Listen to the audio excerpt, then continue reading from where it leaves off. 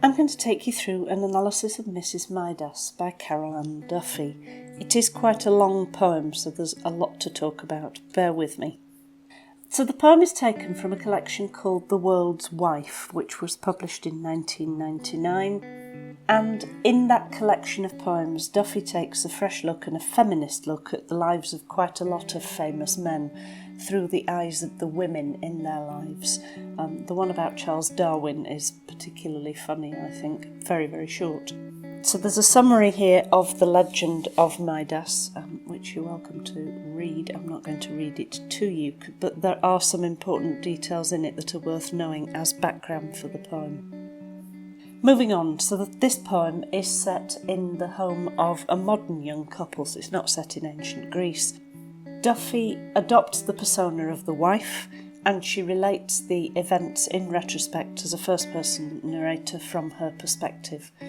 And in the first two stanzas, she sets the scene.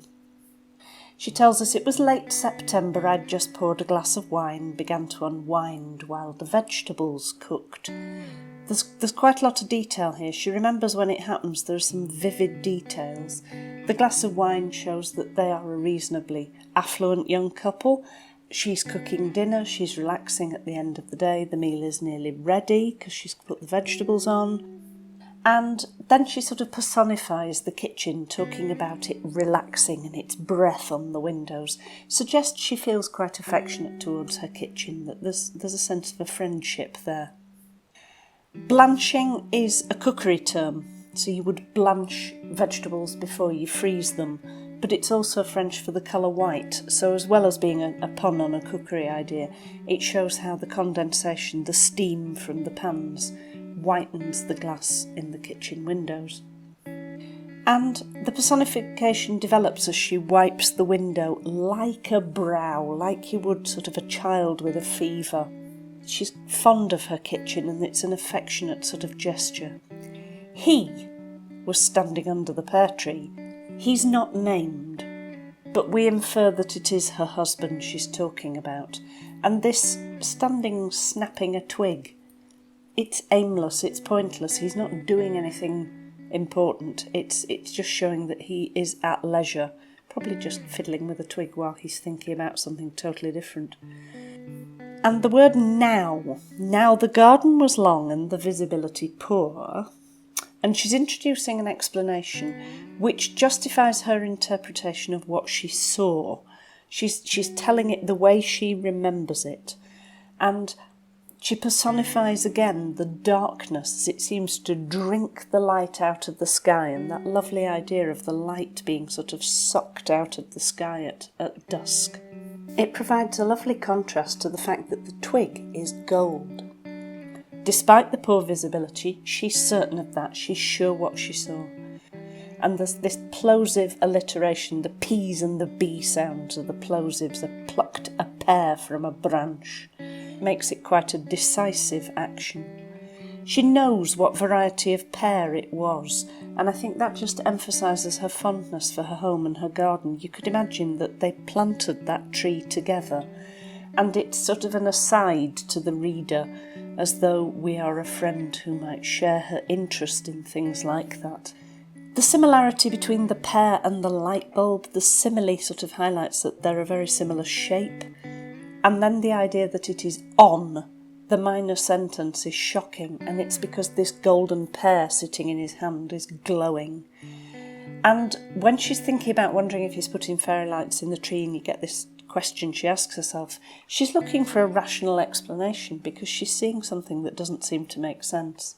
In the next four stanzas, we see what happens when he comes into the house. The doorknobs gleamed. He drew the blinds. The first things he does are normal domestic things. But if he knows what it is that he can do, these blinds are a big statement. You know, the fact that he turns the whole covering of the window to gold. And she assumes that the reader has enough understanding of psychology when she says, you know the mind, to understand why her mind made a slightly odd link. And the Field of the Cloth of Gold was a very famous meeting between Henry VIII and his counterpart, the French king, and they met at the Field of the Cloth of Gold in June 1520, and they both had tents made of cloth, literally of woven gold, kind of trying to outdo each other in terms of wealth and ostentation. And then I think this reference to Miss Macready, she's remembering her history teacher who taught her about this meeting between the medieval kings. He sat in that chair like a king on a burnished throne. We've just been talking about ideas about kings, but the simile also reminds us of the original legend of King Midas. This chair is like a throne because it's turned to gold. And when she goes for these three adjectives, strange, wild, vain, it feels as though she can't quite find the right word to describe him. She chooses things that are similar but don't quite encapsulate him in one word. But altogether, he's enjoying feeling that he's special.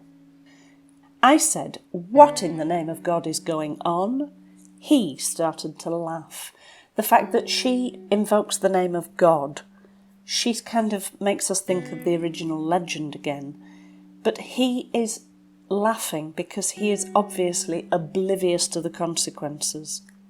Or maybe it's ironic because Midas's power was granted by a god. Maybe he laughs because he knows that's where his power came from. She serves up the meal. She carries on as though nothing is wrong, and that is so often what humans do in a crisis. It makes her feel very relatable. Corn on the cob is a clever choice of food, because of its colour obviously, and the fact that individual kernels of corn are about the size and shape of teeth, and he's spitting them out, presumably because it feels as though his teeth are breaking because he's now trying to eat solid metal. And, ironically, the teeth of the rich. Gold fillings used to be a common sign of wealth. He toyed with his spoon, then mine, then with the knives, the forks. Toying with something is sort of amusing yourself or acting idly with it, and he plays with the cutlery like a child, showing off, turning one thing to another after another into gold. Because gold cutlery is an ostentatious show of wealth. But then when he asks where is the wine, he knows where the wine is, and I wonder whether this is some sort of dawning awareness that maybe he ought not to go looking in the fridge. He sends her instead. Her shaking hand as she pours the wine is the first sign that she's frightened. She knows her wine, it's a fragrant, bone-dry white from Italy, suggests they're connoisseurs, they're reasonably well off. He had no need to do this. They weren't in desperate poverty, desperate for something that would bring them money. And then there's a beautiful triplet here. The glass, the goblet, the golden chalice. And that list of words, I think, shows you the transformation as it slowly happens. And I think this glass turns gold from the bottom where he's got hold of it, because at first it's all glass. Then the goblet is probably a gold bottom with a glass top. And then by the end of it, it's like a gold cup that you would find perhaps in a church, a chalice. So you see it happen in the word choice, which I think is rather clever. It was then that I started to scream. He sank to his knees. After we'd both calmed down, I finished the wine on my own, hearing him out. The emotion here is very understated. She doesn't tell us how either of them felt. She tells us what they did. She screamed. He fell on his knees. Then they both calmed down. The fact that they calmed down, there's huge emotions going on here, but she tells it in a very matter-of-fact way. Finishing the wine, is there something she can do with her hands that's just some sense of normality? Something to do while she listens to him? And hearing someone out has connotations of letting them tell their side of the story. Then when she makes him sit on the other side of the room, it's the first sign that she is starting to decide what ought to happen, and that they are both starting to realise he needs to stop touching things, especially not her. She locks the cat in the cellar because the cat won't know not to go to him. She moves the phone because it won't work if he turns it to gold. The toilet becomes a bit of a joke.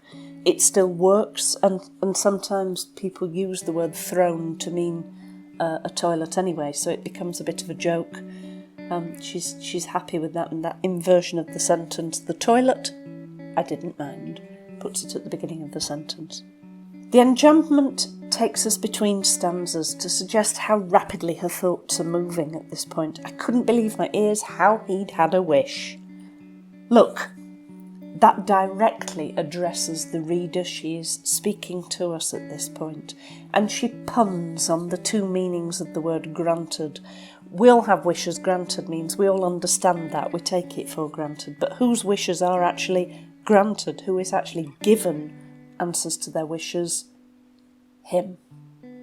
The rhetorical questions provoke the answer nobody in our minds, and she contradicts it with this single word, him. Do you know about gold?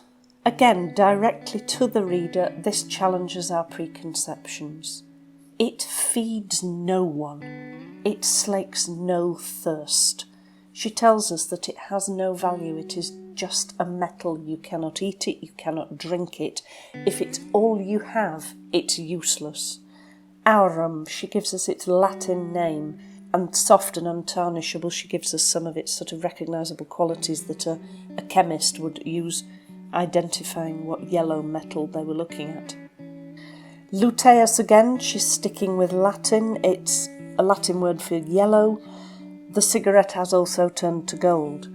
And she tries to lighten the situation with a sense of humour and to see something good in it.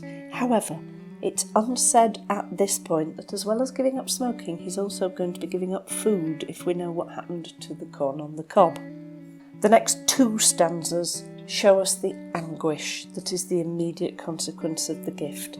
The character of Mrs Midas has been identified as this sort of light-hearted, funny woman that we like and we identify with.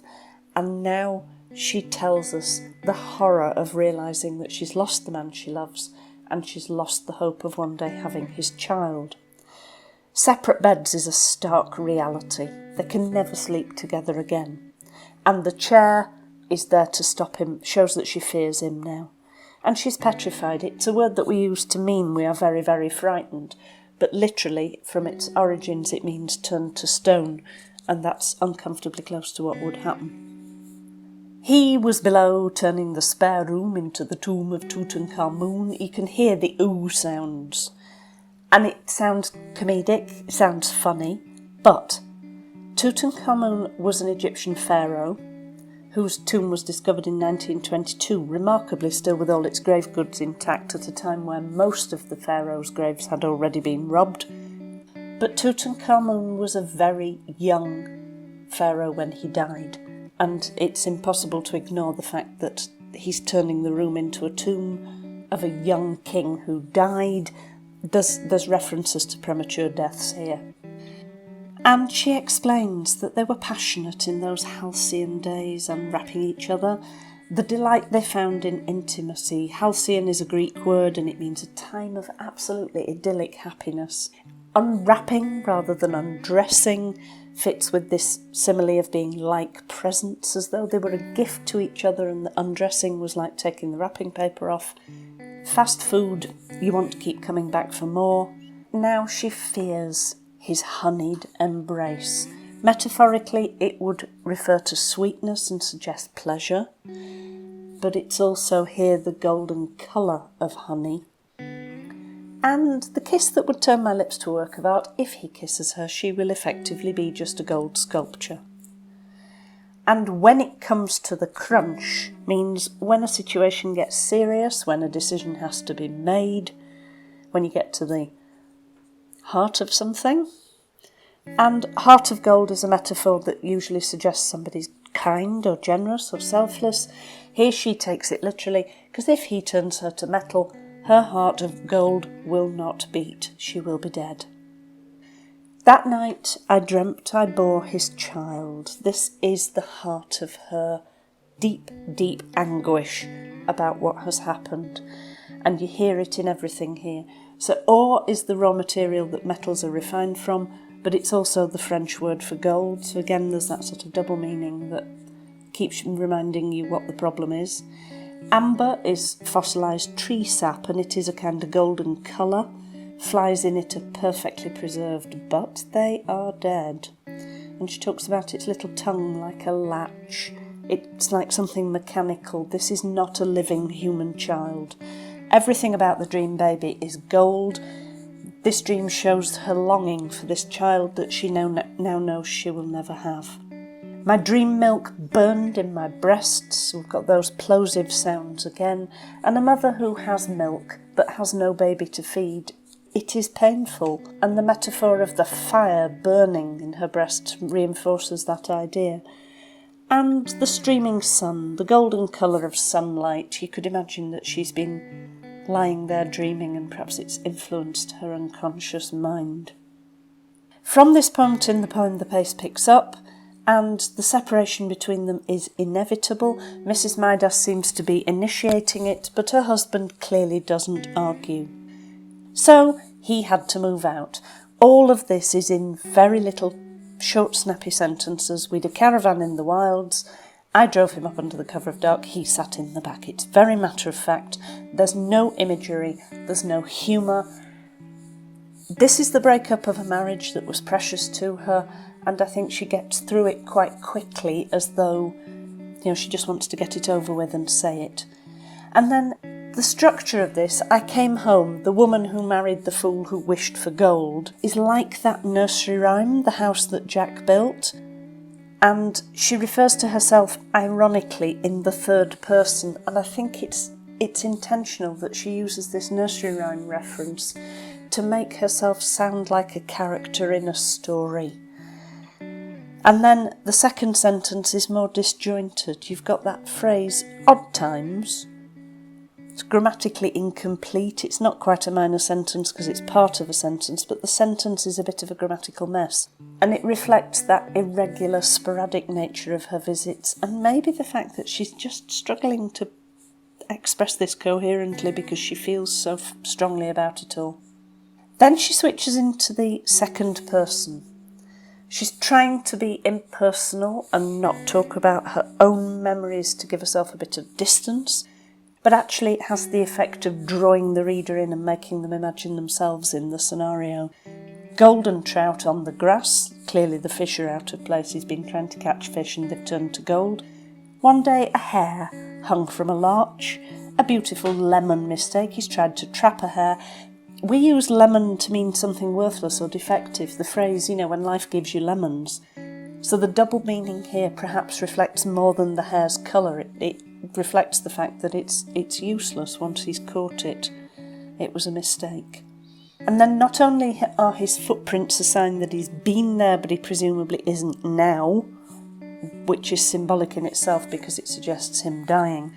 But it's also ironic and sad that he's gone to the river, because in the original story, which I put at the beginning of the video, Midas was cured by the river, but in Duffy's version that doesn't happen. There is no redemption.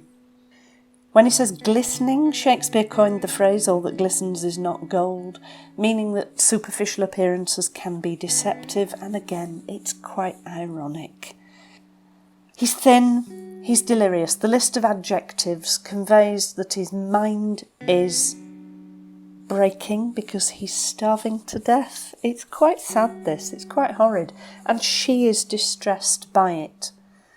He says he can hear the music of Pan. Pan is an ancient, appropriately Greek god of the wild, of fertility. That's quite ironic, given that she will never have his child. And of music. And it's the music of panpipes that he's hearing in his delirium. Listen is the only word given to him in the whole poem.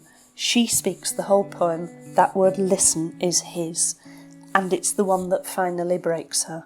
He's asking her to listen to something that only he can hear because it isn't real. The last straw is an idiom that means that it's the last of many tiny things that causes catastrophic failure. And then the sense of time shifts to something much more retrospective. I think we are now looking back on a time that she has spent living without him and coming to terms with what happened. And she's now able to reflect and identify some of the emotions. What gets me? It's quite a colloquial phrase. It's that informal sort of chatting to a friend tone. And she talks about his idiocy and his greed and his lack of thought. But the minor sentence, pure selfishness, is what she sees as the heart of it. The wish was a selfish thing. It took no account of the consequences for her or for him, and it has cost her something that was really precious to her, her marriage, her love, her hope for a family. She needed to get away, so she sold the house, but the contents of the house were gold, so she's really not going to be in any financial difficulty. She sold it all. But when the sunlight is golden yellow, it makes her think of him. Dawn and late afternoon is kind of when the light is yellow. And a bowl of apples. I'm sure there's a subtle joke here. The woman who, at the start of the poem, knew the variety of pear that they grew in the garden was fondant d'automne, she knows that the variety of apples that remind her of him is golden delicious, I'm sure of it. And they stopped her dead is exactly what he would have done if he'd touched her. But touch is in her mind, and the triplet at the end encapsulates not just that she misses the intimacy and warmth of the marriage, but ironically the last thing she mentions is his touch, and of course it's his touch that's the root of the problem, because it is the Midas touch. That was quite a quick gallop through a long and quite complex poem. There are themes here that you could look at. You could look at love, you could look at loss, you could look at the imagery and the techniques that Duffy uses. There's lots of language work to go back and unpack and play with, making your own notes, but hopefully that's a helpful introduction.